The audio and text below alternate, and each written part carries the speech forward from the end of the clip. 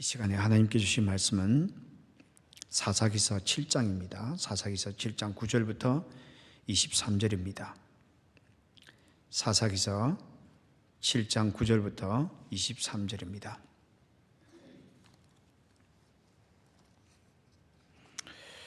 제가 하나님의 말씀을 받들어 봉독하도록 하겠습니다. 아멘으로 화답해 주시면 감사하겠습니다. 그 밤에 여호와께서 기드온에게 이르시되 일어나 진영으로 내려가라. 내가 그것을 내 손에 넘겨 주었느니라. 만일 내가 내려가기를 두려워하거든 내 부하와 함께 그 진영으로 내려가서 그들이 하는 말을 들으라. 그 후에 내 손이 강하여져서 그 진영으로 내려가리라 하시니 기드온이 이에 그의 부하와 함께 군대가 있는 진영 근처로 내려간즉 미디안과 아말렉과 동방의 모든 사람들이 골짜기에 누웠는데 메뚜기 많은 수와 같고 그들의 낙타의 수가 많아 해변의 모래가 많음 같은지라. 기드온이 그곳에 이른즉 어떤 사람이 그의 친구에게 꿈을 말하여 이르기를 보라, 내가 한 꿈을 꾸었는데 꿈에 보리떡 한 덩어리가 미디안 진영으로 굴러 들어와 한 장막에 이르러 그것을 쳐서 무너뜨려 위쪽으로 엎으니 그 장막이 쓰러지더라. 그의 친구가 대답하여 이르되 이는 다른 것이 아니라 이스라엘 사람 요아스의 아들 기드온의 칼이라. 하나님이 미디안과 그 모든 진영을 그의 손에 넘겨주셨느니라 하더라. 기드온이 그 꿈과 해몽하는 말을 듣고 경배하며 이스라엘 진영으로 돌아와 이르되 일어나라. 여호와께서 미디안과 그 모든 진영을 너희 손에 넘겨주셨느니라 하고 300명을 세 대로 나누어 각 손에 나팔과 빈 항아리를 들리고 항아리 안에는 횃불을 감추게 하고 그들에게 이르되 너희는 나만 보고 내가 하는 대로 하되 내가 그 진영 근처에 이르러서 내가 하는 대로 너희도 그리하여 나와 나를 따르는 자가 다 나팔을 불거든 너희도 모든 진영 주위에서 나팔을 불며 이르기를 여호와를 위하라, 기드온을 위하라 하라 하니라. 기드온과 그와 함께한 100명이 이경초의 진영 근처에 이른즉 바로 파수꾼들을 교대한 때라. 그들이 나팔을 불며 손에 가졌던 항아리를 부수니라.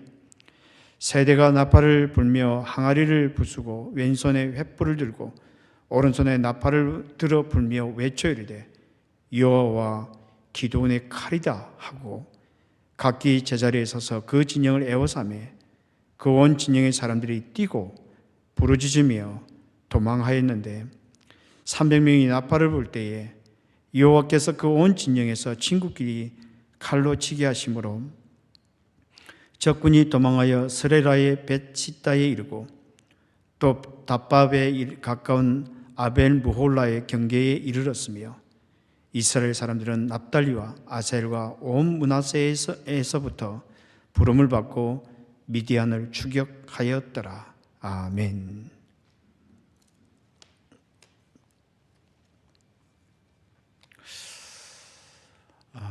지난주에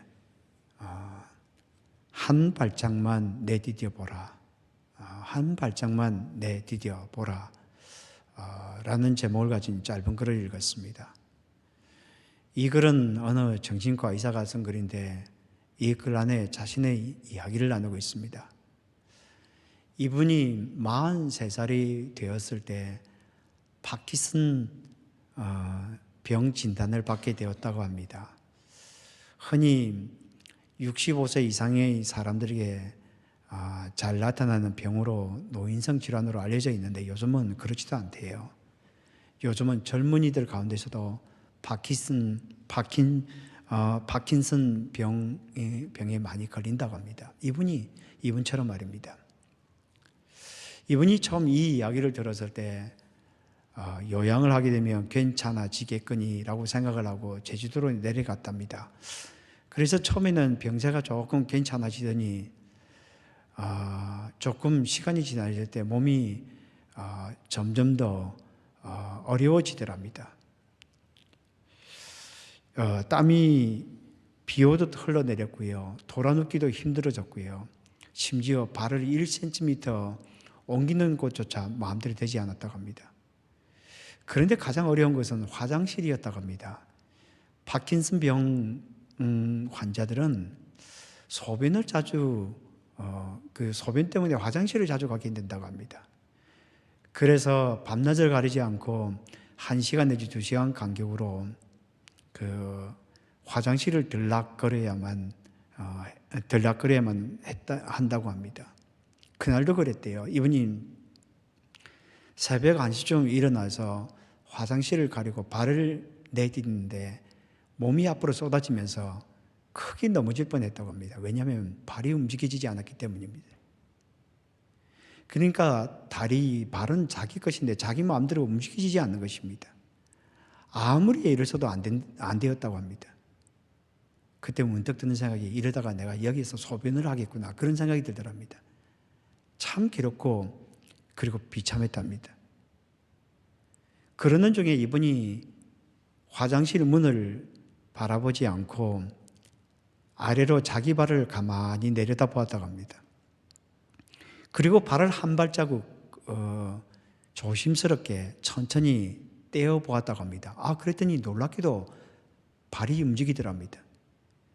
그래서 이분이 다시 다른 한쪽에 발을 바라보면서 발을 가만히 떼어 보았답니다. 또 움직이더랍니다. 그렇게 한 발자국 한 발자국 가다 보니까 화장실 문 앞에 이르게 되었다, 이렇게 이야기를 하고 있습니다. 이 이야기를 하면서 이분이 이렇게 글을 마치고 있습니다. 내가 가리는 먼 곳을 쳐다보며 걷는 게 아니라 지금 있는 자리에서 발을 쳐다보며 일단 한 발자국을 떼는 것, 그것이 시작이며 끝입니다. 그렇게 한 발짝 한 발짝 내딛는 데 집중하다 보면 어느새 목적지에 도착해 있는 나를 발견하게 되는 것입니다. 그렇게 한 발짝 한 발짝 내딛는 데 집중하다 보면 어느새 목적지에 도착해 있는 자기를 발견하게 되는 것입니다. 그러니까 한 발짝이 있어야 두 발짝이 있다는 겁니다. 두 발짝이 있어야 세 발짝이 있다는 겁니다. 그래서 한 발자국이 그렇게 중요하다는 것입니다.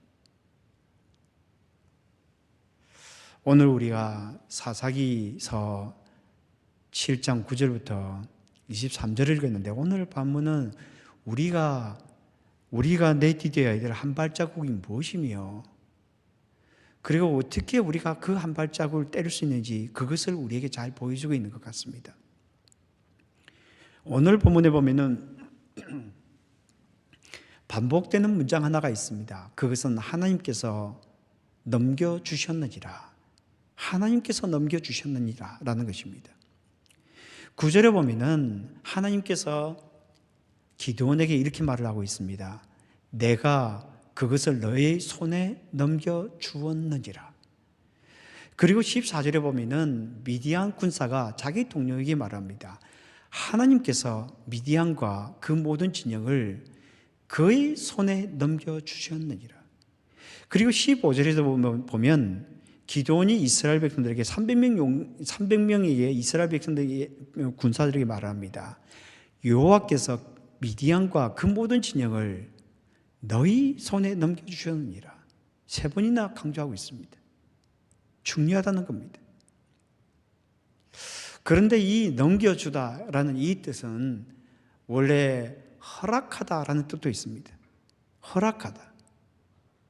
그러니까 하나님께서 이렇게 말씀하고 있는 것입니다. 기드온아, 미디안과 그 모든 진영을 너희 손에 넘겨주기로 내가 허락하였다. 그러므로 너는 일어나야 한다. 왜냐하면 내가 허락한 것을 취해야 하기 때문이다. 그렇게 말씀하고 있는 것입니다. 그러니까 행동하라는 것입니다. 하나님의 약속에는 반드시 행동이 필요합니다. 여러분, 하나님의 약속을 우리가 누리기 위해서는, 하나님께서 우리에게 약속을 주신 것을 누리려면 반드시 우리에게 하나님께서 요구하시는 행동이 있다는 것입니다. 그렇다면 하나님께서 넘겨주셨다, 그리고 하나님께서 허락하셨다라는 이 말씀을 통하여 우리에게, 현대를 살아가는 우리에게 주시고자 하는 교훈이 무엇일까요? 첫 번째 우리가 기억해야 될 단어는 붙어 있음입니다. 붙어 있음. 하나님께 꼭 붙어 있어야 된다는 겁니다. 하나님께 붙어 있어야 한다는 겁니다. 오늘 보면 9절에 보면 이렇게 되어 있습니다. 그 밤에 여호와께서 기드온에게 이르시되 일어나 진영으로 내려가라. 내가 그것을 너의 손에 넘겨주었느니라. 여기 보면 하나님께서 기드온에게 두 가지 명령을 하고 있습니다. 일어나라는 겁니다. 또 하나는 내려가라는 것입니다. 그러니까 일어나서 미디안 진영으로 내려가라 이렇게 이야기를 합니다. 그런데 이 일어나라는 이 단어는 히브리어로 쿰이라고 하는데 이 단어는 참 독특하게 쓰이는 단어입니다. 이것이 관용적으로 쓰이게 되면은 지체 없이 서둘러 일을 시작했으면 하는 그런 뜻을 이 안에 내포하고 있습니다. 그렇다면 오늘 구절을 이렇게 풀어서 조금 표현해 보면 이렇게 되어 있습니다. 기도나 나는 내가 두려워한다는 것을 잘 안다. 미디안 군대는 13만 5천 명이나 됐는데 너의 군대는 고작해야 300명밖에 되지 않는다. 게다가 제대로 된 무기조차 없다. 그래서 두려워하는 것은 당연하다. 그러나 나는 네가 서둘러 일어나게 되기를 원한다. 지체 없이 미디안 진영으로 내려가기를 원한다. 라고 그렇게 말씀하고 있는 것입니다. 두려움은 우리의 삶에 있어서 참 중요한 부분을 차지합니다. 그리고 두려움은 우리를 떠나지 않습니다. 왜냐하면 두려움은 힘이 있기 때문입니다. 그래서 우리를 하여금 움직이지 못하게 하는 그런 특성을 가지고 있습니다. 그런데 우리는 그 자리에 머물러 있으면 안 됩니다. 왜냐하면 하나님께서 일어나라고 그렇게 말씀하고 있기 때문입니다. 지금 일어나라고 말씀하고 있기 때문입니다. 지체하지 말고 일어나라고 그렇게 말씀하고 있습니다. 사랑하는 성도들이여, 우리가 이런 시기에 살아가면 여러 가지 생각이 들죠. 미래가 어떻게 될 것인가 생각이 들 것입니다. 그런데 여러분, 하나님의 말씀만 들으십시오. 하나님께서 우리에게 일어나라 그렇게 말씀하고 있는 것입니다. 그런데 오늘 이 본문에 보면 왜 하나님께서 스스로 모든 것을 할 수 있는데 왜 이렇게 두려워하는 기드온에게 미디안을 손에 넣으라고 말씀하고 있는 것일까요? 그리고 왜 이렇게 연약한 기드온에게 내가 그것을 너희 손에 넘겨주었느니라 라고 왜 이렇게 말씀하고 있는 것일까요? 이것은 기드온에게 한 가지를 가르쳐주고 싶어 했기 때문입니다. 그것은 우리 하나님의 사람은 우리의 계획대로 우리의 뜻대로 살아가는 존재가 아니다라고 하는 것입니다. 그러면 우리가 무엇을 가지고 살아갑니까? 하나님께서 가지고 계시는, 우리를 향하여 가지고 계시는 계획대로 살아가는 존재라는 겁니다. 하나님께서 우리의 삶을 통하여 이루어나가시고 싶어 하시는 뜻대로 살아가는 존재라는 것들을 이 기드온에게 알려주고 싶어 했기 때문입니다. 여러분, 오늘 구절을 보십시오. 이렇게 되어 있습니다. 그 밤에 기드온에게 이르시되 일어나 진영으로 내려가라. 내가 그것을 너희 손에 넘겨주었느니라.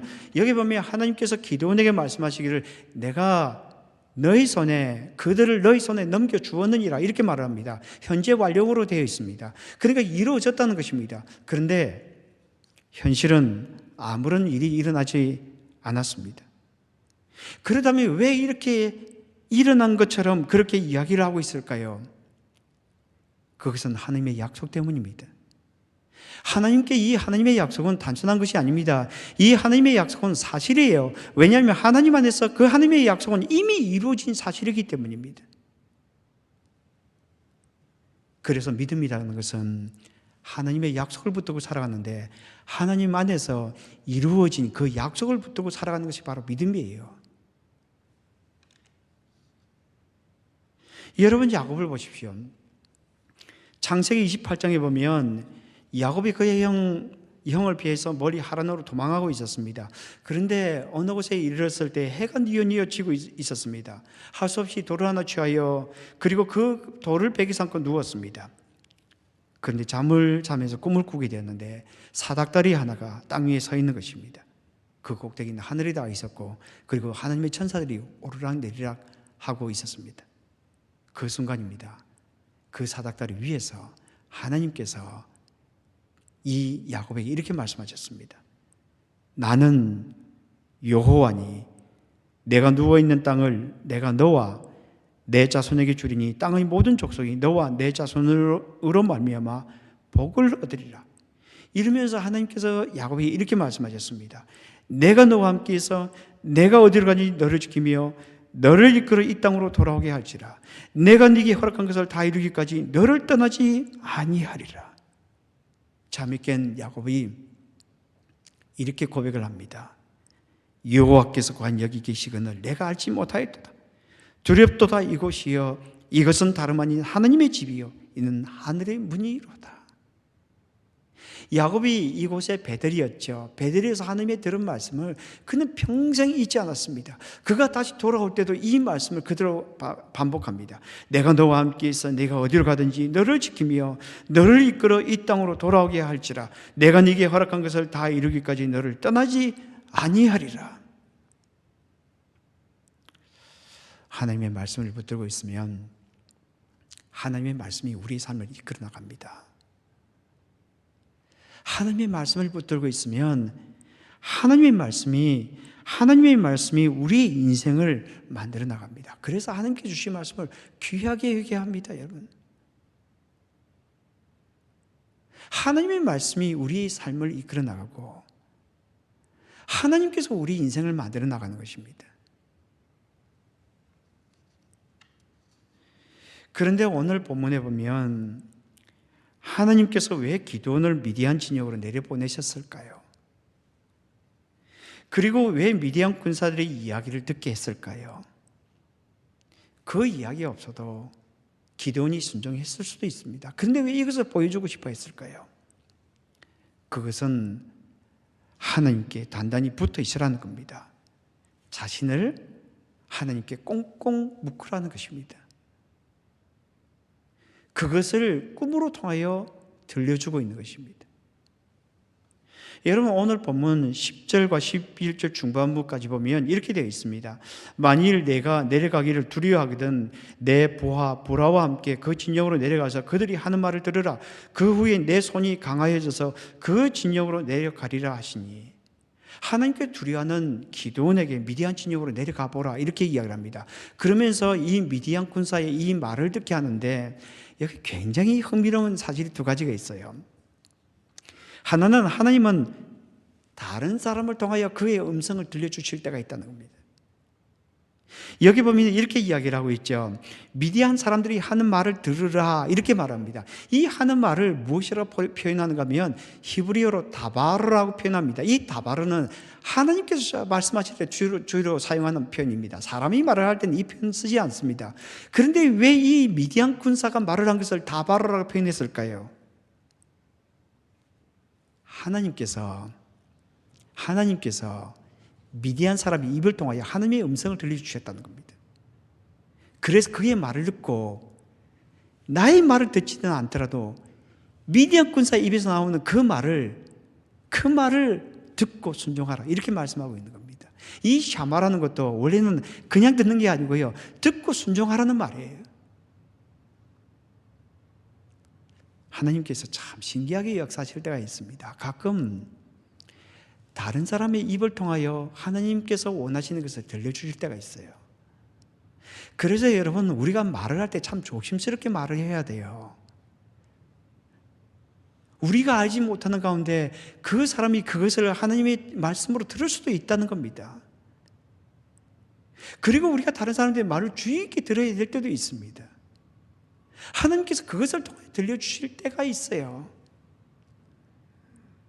또 하나 여기 참 재미있는 것은 뭔가 하면은 여기에 그 후에 내 손이 강하여져서 그 진영으로 내려가리라 이렇게 말을 하고 있는데 이 강하여지다라는 이 단어는 원래 단단히 동요매다 이런 뜻을 가지고 있어요. 단단히 동요매다. 그러니까 이 하나님께서 이렇게 말씀하고 있는 거예요. 네가 미디안 군사의 말을 듣고 난 후에 너를 이렇게 단단히 나에게 단단히 동요 매게 될 것이다 이렇게 말을 하고 있는 거예요. 하나님께 단단히 묶여 있다 이렇게 말하고 있는 것입니다. 그러니까 여러분 이 본문의 말씀은 내가 힘을 낸다는 말이 아닙니다. 하나님께 단단히 붙어 있을 때에 생기는 그 힘을 말하는 것입니다. 여러분 하나님께 붙어 있을 때에 능력이 생기는 거예요. 여러분 우리 스스로 내가 능력을 내야지 여러분 이런다고 능력이 생기나요? 절대 안 생깁니다. 여러분 우리가 가지고 있는 능력이라고 하는 것은 어느 정도 조금 가다 보면 없어져요. 여러분 우리 자신들을 보면 낙심하게 되어 있어요. 그런데 하나님께 딱 붙어 있으면, 하나님께 자신을 단단히 동여매고 있으면 하나님께서 주시는 힘과 능력을 공급받게 됩니다. 그것을 통하여 우리가 삶들을 살아가는 거예요.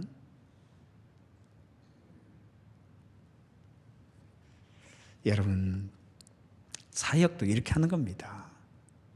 여러분, 사역을 할 때 내 힘으로 한다고요? 절대 그렇지 않아요.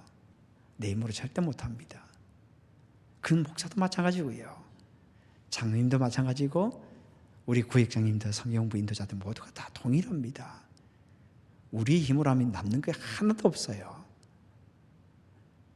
그런데 하나님께 꽉 붙들려서 그분께 붙어 있으면 하나님이 역사하세요. 왜냐하면 하나님이 우리의 힘이라는 것을 깨닫게 되거든요. 하나님이 우리의 힘이라는 것을 깨닫게 됩니다. 여러분, 다윗을 보십시오. 우리가 그 이야기를 골리앗과의 싸움을 잘 알잖아요.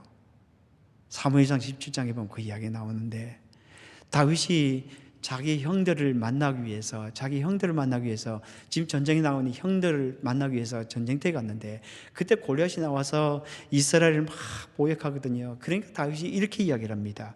이 할례받지 않은 블레셋 사람이 누구에 의해 살아계신 하나님의 군대를 모욕하느냐, 이렇게 이야기를 합니다. 그리고는 다윗이 골리앗과 1대1 싸움하러 나가죠. 그러니까 골리앗이 이 다윗에게 이렇게 말합니다. 네가 나를 개로 여기고 막대기를 가지고 내게 나오느냐? 내게 오라. 내가 너의 살을 공중의 새들과 들짐승에 주리라. 그러니까 다윗이 굉장히 유명한 이야기를 합니다. 너는 칼과 단창으로 내게 나오거니와 나는 만군의 여호와의 이름 곧 네가 모욕하는 이스라엘 군대의 하나님의 이름으로 너에게 나아가노라. 그러면서 더 유명한 말을 합니다. 전쟁은 여호와께 속한 것이니 그가 너희를 우리 손에 넘기시리라. 어떤 일이 일어났을까요? 손을 주머니에 넣어서 돌을 가지고, 물매를 가지고 던지죠. 그러자 블레셋 사람이 이마를 치매 돌이 그의 이마에 박히니 땅이 엎드러지니라. 여러분, 이때 다윗이 청소년이었잖아요. 청소년이 무슨 힘이 있어서 그렇게 이 거구 거의 2m가 훨씬 넘는, 거의 2m 70 정도 되는 이 사람을 이길 수가 있겠어요? 다윗은 하나님을 알았던 것입니다. 사람의 힘이 자신에게서 나오는 것이 아니라 하나님께로부터 나온다는 것을 알았던 것입니다. 그것이 다윗의 능력이었어요. 여러분, 우리가 하나님의 사람으로 살아간다는 것이 무엇입니까? 여러분, 우리 별 수 없잖아요. 여기 서 있는 저도 별 수 없어요. 여러분, 가까이서 살아보면 참 별 수 없는 것을 보게 됩니다. 그런데 여러분, 하나님의 사람은 다른 것이 있어요. 거기서는 하나님께 붙어있는 사람이에요. 하나님이 나의 능력이다. 하나님이 나의 힘이다. 그래서 그 능력과 그 힘으로 살아간다는 겁니다. 오늘 본문을 통해서 우리에게 기억하기를 원하는 첫 번째 단어는 붙어 있음입니다. 하나님께 꼭 붙어 있어야 된다는 겁니다. 하나님께 꼭 붙어 있어야 된다는 겁니다. 왜냐하면 그분이 우리의 힘이고 그분이 우리의 능력이기 때문입니다. 또 하나 우리가 기억해야 될 것은 무엇인가 하면 바라봄입니다. 바라봄. 하나님께서 역사하신다는 것을 바라보는 것입니다. 역사하시는 하나님을 바라보는 것입니다. 여러분, 우리가 첫 번째 기억해야 될 것은 붙어 있음입니다. 하나님께 꼭 붙어 있는 겁니다. 그리고 또 하나 우리가 기억해야 될 것은 바라보는 것입니다. 그분이 그 부분 안에, 우리가 그분 안에 붙어 있게 되면 하나님께서 우리 안에 역사하십니다. 그것을 바라보는 것입니다. 오늘 본문 22절에 보면 이렇게 되어 있습니다. 300명이 나팔을 불 때에 여호와께서 그 온 진영에서 친구끼리 칼로 치게 하심으로 적군이 도망하여 스레라의 벳시다에 이르고 닷밭에 가까운 아벨 모홀라의 경계에 이르렀으며, 여기 보면 미디안 군사들이 도망을 하기 시작했다, 이렇게 말을 합니다.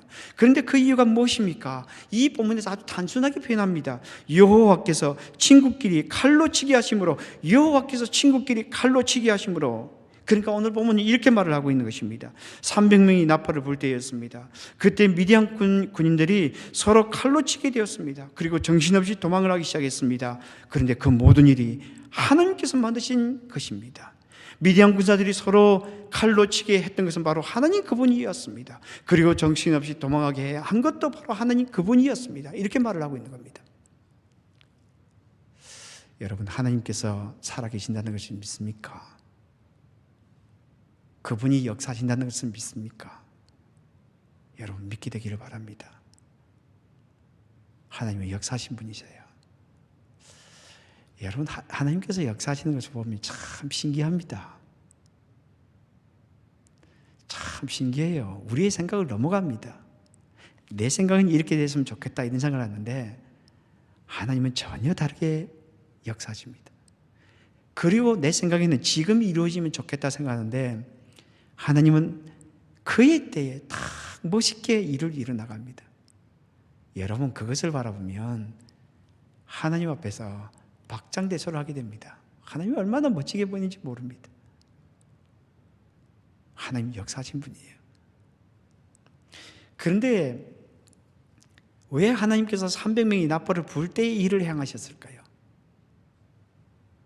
하나님은 이스라엘 백성이 나팔을 불 때는 알분들 모든 걸 할 수 있는 분이세요. 그렇잖아요. 그렇게 이스라엘 분들이 싸움을 하는 것도 아니에요. 칼과 창을 가지고 하는 것도 아니에요. 나팔을 불었을 뿐이에요. 왜 하나님께서 이렇게 300명이 나팔을 불 때 이 일을 행하셨을까요? 이스라엘 백성들 때문이었어요. 이스라엘 백성들에게 보라고 하는 것입니다. 무엇을 보라고 하는 것입니까? 하나님께서 어떻게 역사하시는지 보라는 겁니다. 하나님께서 어떻게 그의 약속을 이루어 나가시는지 보라는 것입니다. 여기에 300명이 오늘 본문에 보면은 300명이 나팔을 불 때라고 되어 있는데, 여러분, 이 300명이 나팔을 불 때에 그냥 나팔을 불었을 뿐입니다. 그들이 했던 것은 아무것도 없습니다. 성경은 단순히 이렇게 표현하고 있을 뿐입니다. 그들이 나팔을 불 때 하나님께서 역사하셨다, 이렇게 말씀하고 있는 겁니다. 하나님은 하나님의 살아계심 우리에게 보여주기를 얼마나 원하시는지 모릅니다. 우리 눈앞에 딱 보여주기를 원하십니다. 그러면서 하나님이 어떤 분인가를 가르쳐주고 싶어 합니다. 여러분, 이 하나님을 경험해야 돼요. 여러분, 이 하나님을 경험해야 돼요. 여러분, 이스라엘 백성들을 보십시오. 출애굽기 14장에 보면 이스라엘 백성들이 홍해에 도착하게 되었습니다. 그때 이집트 군사들이 뒤를 따라오지 않습니까? 그러니까 이스라엘 백성들이 모세에게 이렇게 이야기를 하죠. 어찌하여 우리를 여기서 죽게 하느냐? 애굽에 있을 때 우리를 그냥 두라고 하지 않았느냐? 여기서 죽느니 차라리 이집트로 돌아가는 것이 애굽으로 돌아가는 게 낫다. 그렇게 이야기를 합니다. 얼마나 답답했겠습니까? 그때 모세가 이스라엘 백성들에게 이렇게 이야기를 하죠. 너희는 두려워하지 말고 가만히 서서 여호와께서 오늘 너희를 위하여 행하시는 구원을 보라. 너희는 두려워하지 말고 가만히 서서 여호와께서 오늘 너희를 위하여 행하시는 구원을 보라. 너희가 오늘 본 애굽 사람을 영원히 다시 보지 아니하리라.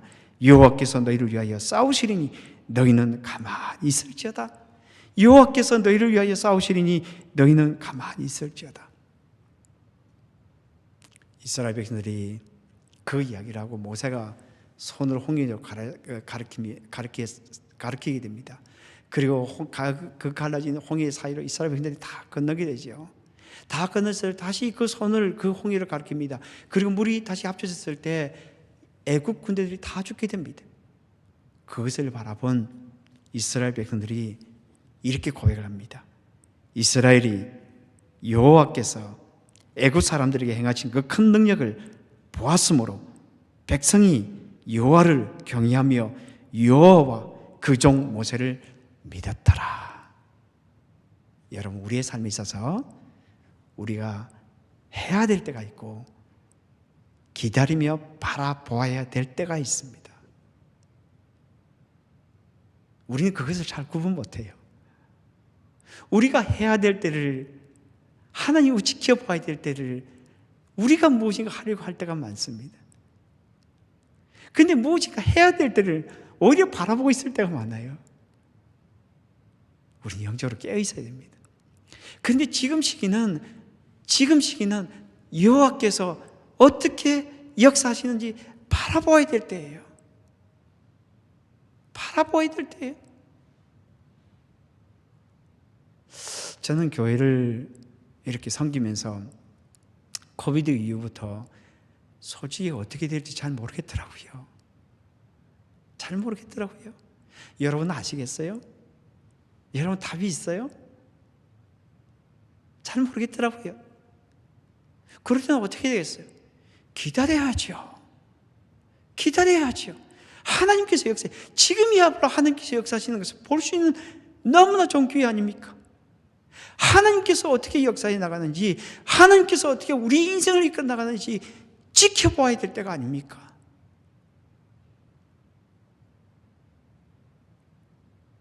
여러분, 정말 멋진 분입니다. 하나님은 정말 멋진 분이에요. 모세가 기가 막힐 말을 하지 않습니까? 여호와께서 너희를 위하여 싸우시리니 너희는 가만히 있을지어다.